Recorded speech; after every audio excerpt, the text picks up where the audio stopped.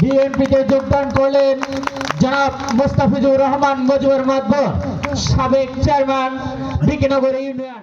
শরীয়তপুরের জাজিরা উপজেলার বিকেনগর ইউনিয়নের সাবেক চেয়ারম্যান ও আওয়ামী লীগ নেতা মোস্তাফিজুর রহমান মুজিবুর মাতবর কয়েক শত নেতাকর্মী নিয়ে আনুষ্ঠানিকভাবে বাংলাদেশ জাতীয়তাবাদী দল বিএনপিতে যোগদান করেন।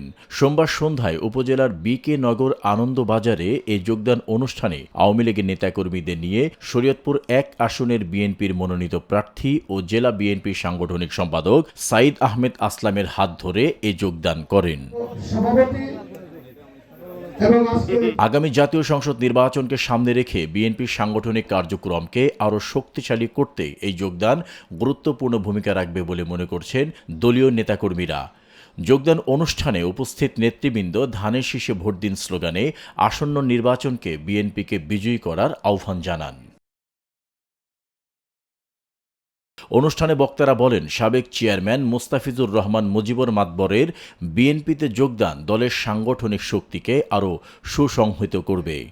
মোস্তাফিজুর রহমান মুজিবুর মাতবর বলেন, দেশের গণতন্ত্র পুনরুদ্ধার ও জনগণের অধিকার প্রতিষ্ঠার লক্ষ্যে তিনি বিএনপির আদর্শে অনুপ্রাণিত হয়ে দলে যোগদান দিয়েছেন।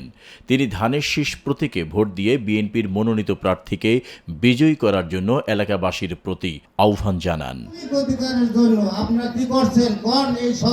এই যোগদান অনুষ্ঠানের আয়োজন করে বিকেনগর ইউনিয়ন বিএনপি। অনুষ্ঠানে বিএনপি ও অঙ্গ সংগঠনের নেতাকর্মীরা বিপুল সংখ্যায় উপস্থিত ছিলেন।